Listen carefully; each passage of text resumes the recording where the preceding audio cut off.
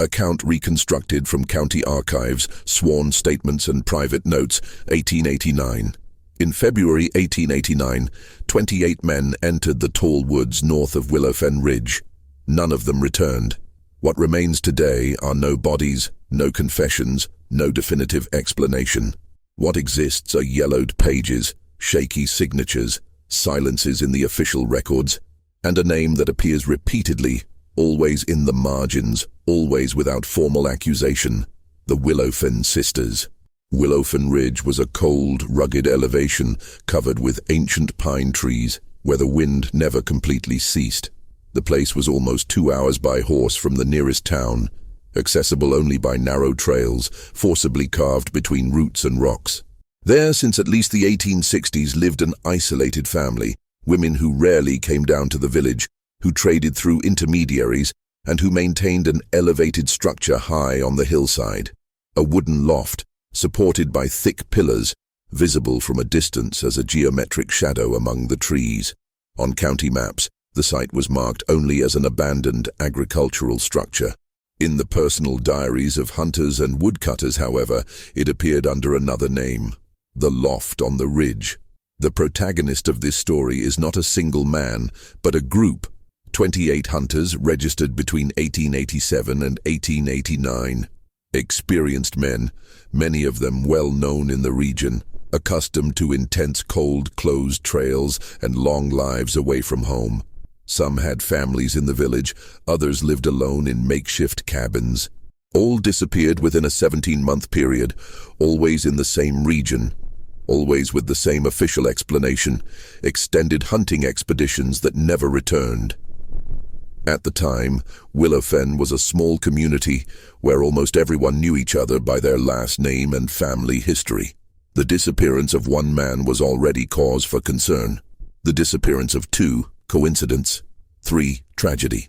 But when the names began to accumulate in the county's absence book, 28 empty lines where return dates should have been, the silence was no longer just uncomfortable. The archives describe a particularly harsh winter during that period. Unseasonal snowstorms, buried trails, long moonless nights. The setting seemed to offer a convenient explanation. Still, there were details that didn't fit. Some of these men had left letters, others grocery lists that indicated short stays. 2 of them were seen, days before their disappearance, buying only what was necessary for a single night away. A third had promised to be back before the next dawn. None returned. The loft on the ridge, belonging to the Willowfen sisters, appeared in the reports only indirectly. One hunter mentioned having found shelter from the wind there.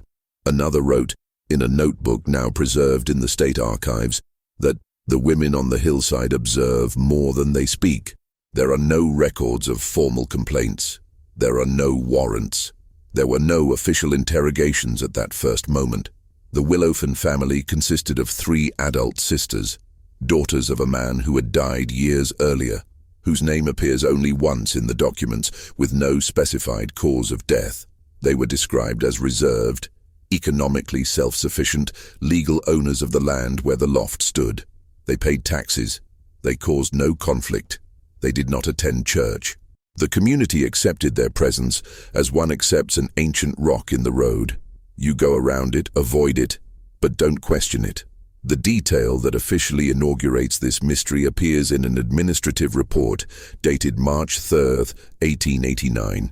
A simple paragraph, lost among road accounts and harvest records, mentions that one of the missing hunters had last been seen climbing the trail that led directly to the ridge loft, outside the usual visiting season. This observation did not prompt an immediate investigation. It was filed away, ignored, but it is there, in that short, almost bureaucratic paragraph, that this account begins to deviate from what could be just another frontier tragedy. Because from that point on, no disappearance in Willowfen Ridge ever seemed accidental again, and the following records become even more silent. Before Willowfen Ridge became a name whispered with caution, the region was seen as merely a difficult but necessary territory. The woods around the ridge provided abundant game, valuable furs, and enough meat to get through the longest winters. Hunting there was not an act of bravery, but of survival. The men who disappeared were not reckless adventurers.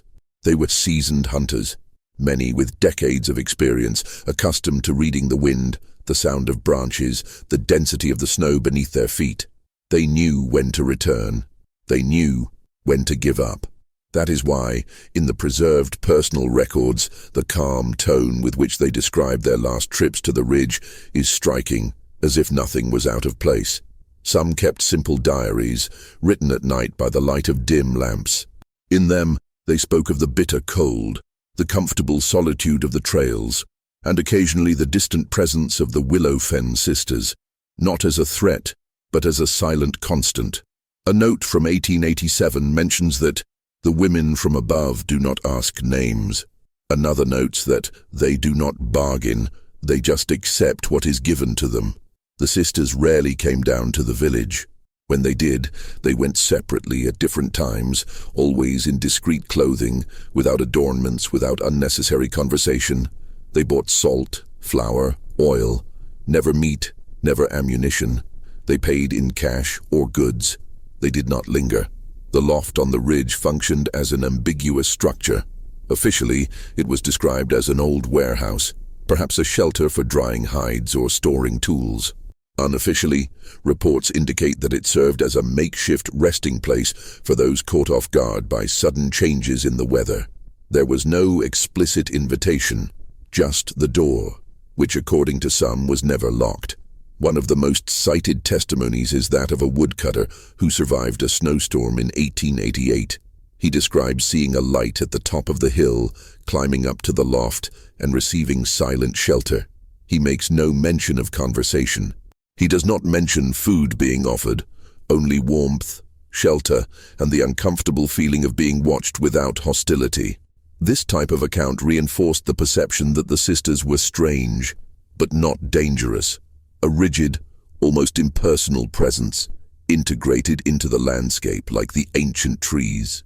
The community did not frequent them, but neither did they openly fear them. Daily life in Willowfen followed a slow rhythm.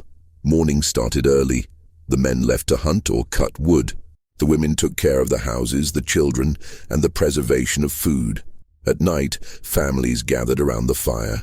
Stories were told, and, little by little, absences began to appear in the conversations. First, one name was left unmentioned. Then, two.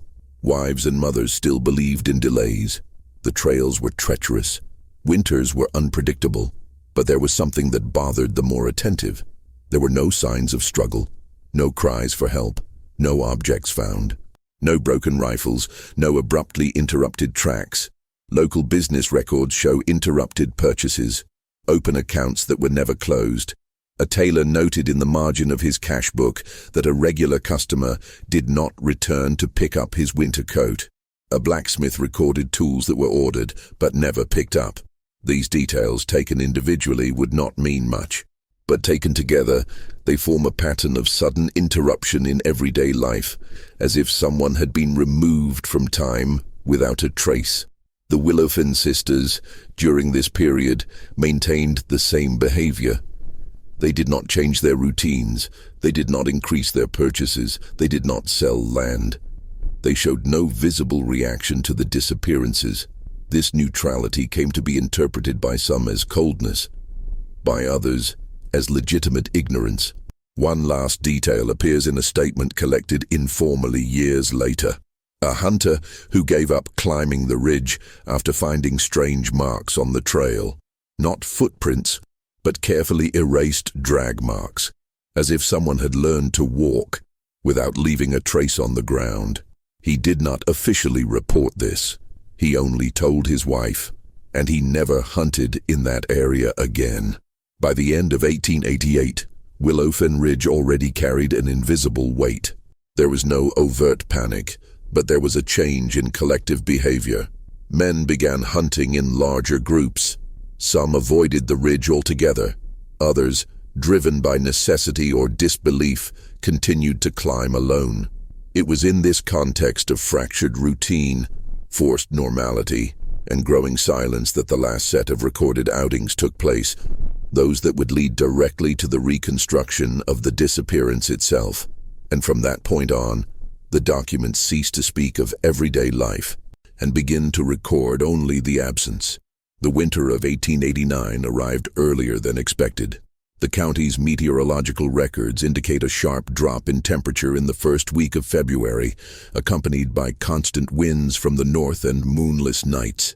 It was the kind of weather that kept prudent men away, but also the kind that pushed the more experienced into the woods, hoping to find less scattered game. The last 28 names appear in sequence in the departure books. They did not leave together. They left in pairs, trios, and in some cases alone over a period of 10 days. What unites them is not the exact date, but the repeatedly noted destination, the upper region of Willowfen Ridge. The last confirmed reports are fragmented. A merchant remembers 2 brothers buying enough ammunition for only a short journey. A coachman claims to have left a man near the ridge trail shortly before nightfall. A woman, whose testimony was recorded only years later, says she heard footsteps climbing the hillside on a night when the wind carried sounds irregularly. There are no screams. There are no cries for help. Only movement. The most widely accepted reconstruction among researchers suggests that the disappearances occurred in silent sequence, not as a single event, but as a repetition carefully disguised by routine. The men climbed, believing they would return before the next dawn. Some took only a meal, others none. The ridge loft appears at this point no longer as a peripheral detail, but as a central axis. Indirect witnesses report seeing light in the building on nights when, theoretically, no one should have been awake. A hunter who survived by giving up the climb mentions hearing wood creaking overhead, not from the wind, but as if human weight were being redistributed. The sounds of the forest at that time of year were muffled by snow. Footsteps disappeared quickly. Screams did not travel far. The very geography of the ridge created pockets of silence, where sound seemed to die before finding an echo. This made it possible for something to happen without direct witnesses, even a few hundred meters from the main trails.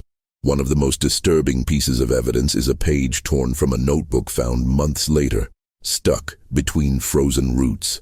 The paper contained no narrative, only an incomplete list, dates, initials, and a word repeated 3 times, written in irregular handwriting: Loft. It is not known who wrote it. It is not known when. The paper was not officially catalogued at the time. It only reappeared in a file box decades later. The night that concentrates the most hypotheses is February 17th, 1889. 4 men were seen, separately, heading toward the ridge. None returned. The snowstorm that night was described as dense but short. At dawn, the trails were partially covered but not completely erased. Still, no trail was successfully followed. The dogs used in the initial search refused to go beyond a certain point on the slope.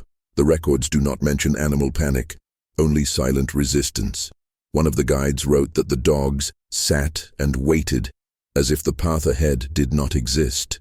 Inside the loft, according to the only documented inspection, no clear signs of violence were found. The interior was too clean for a makeshift shelter. There were no food scraps. There were no tools left behind. The floor showed old marks, difficult to date, as if it had been swept repeatedly over time. The detail that closes this section and marks the peak of the documentary tension appears in a handwritten report by the acting sheriff. He describes finding, hanging on a nail inside the loft, a shotgun recognized by a relative of one of the missing persons. It was clean, unloaded, carefully positioned. No other personal items were identified. The gun should not have been there. The man to whom it belonged was known for never parting with it. He would not have left it behind. He would not have handed it over willingly. And yet there it was, silent, intact, out of context. After this discovery, the search was called off for reasons officially attributed to the weather and lack of resources. The loft was closed. The trails abandoned. The names remained without a final destination in the records, and from that day on, Willowfen Ridge ceased to be just a difficult place. It became a space of organized absence, where men entered, and time seemed to prevent them from leaving. The interruption of the search brought no relief. It brought a different kind of silence, heavier, more definitive. In Willowfen, families received no bodies, no clear death certificates. They received only prolonged absence, recorded in public books as disappearance in a risk area. The homes of the 28 men entered a state of indefinite waiting. Some women kept hot meals ready for weeks. Others stored winter clothes without washing them, as if the smell were a form of permanence. Children grew up hearing names they could not associate with present faces. Absence became routine. The community, initially restrained, began to divide. There were those who accepted the official explanation, severe weather, isolated accidents, recklessness. And there were those who could not ignore the repetition, the pattern, the specific geography of the disappearances. Willowfen Ridge became a place to avoid, not out of overt fear, but by tacit consensus. Local authorities never formally charged the Willowfen sisters. This is important. There are no warrants, arrests, or trials in the records. What exists are marginal notes, changes in institutional behavior, and silent administrative decisions. Shortly after the last inspection of the loft, property taxes began to be paid through an outside legal representative. The sisters stopped coming down to the village altogether. There was no announcement of a move, sale, or death. They simply disappeared from visible society. A new sheriff appointed in 1892 requested access to previous reports. In an internal memo, he writes that there is sufficient evidence for moral suspicion, but not legal suspicion. The phrase reveals more than it intends to. It indicates that something was perceived, but could not be proven. Testimonies collected informally in the following decades point to a less spectacular and more human revelation. Some residents believed that the loft was not just a shelter, but a space of control, a place where tired, wounded, or isolated men were welcomed, not with explicit violence, but with forced permanence, imposed routine, identity diluted by time. There are no reports of screams. There are no stories of raised weapons, only suggestions that some never came down because they were no longer able to do so. The cold, the isolation, the repetition, the gradual loss of will. One of the most discussed hypotheses among historians is that the loft functioned as a kind of silent detention center, not an overt prison, but a space where decisions were made slowly, always in favor of immobility, where leaving was not prohibited, just postponed indefinitely. This would explain the absence of violent traces, the constant cleaning, the carefully left rifle, objects that were not taken by force, but abandoned when they no longer seemed necessary. The Willowfen sisters appear in these late accounts not as monstrous figures, but as women shaped by extreme isolation, family loss, and a distorted relationship with the outside world. Daughters of a man whose death was never clarified, living for decades outside the common social order, creating their own rules of permanence. None of this was officially recorded at the time. All of this emerges only years later, when fear had already turned into memory, and memory into interpretation. In 1903, a final survey of the region was conducted before the redefinition of the county's administrative boundaries. The loft was still standing, empty. No recent signs of occupation, no human presence identified. The sisters were not found. Neither were their bodies, nor their personal belongings. The land was reclassified as uninhabited. The 28 names remained without legal conclusion. No guilty party, no sentence. Just a silent consensus among those who remained. Some places don't need visible violence to destroy lives. Time is enough. Isolation is enough. No one intervening is enough. And even decades later, the records never again mention Willowfen Ridge as common territory. The case was officially closed, but not explained, and that is precisely what makes it impossible to forget. Decades have passed since the last names were written in Willowfen's absence book. The paper has aged. The ink has faded. The records have been transferred, summarized, classified. The case now occupies only a few boxes in a regional archive, identified by a dry code, without adjectives, It is at this point that the researcher reconstructing this account steps away from the immediate facts and observes what remains when everything else disappears. None of the 28 men were given a burial. There were no complete rites. There were no formal farewells. For the official history, they dissolved into the landscape, like so many other men on the frontier. But in the preserved personal documents, letters, notebooks, shopping lists, they continue to exist as interrupted presences.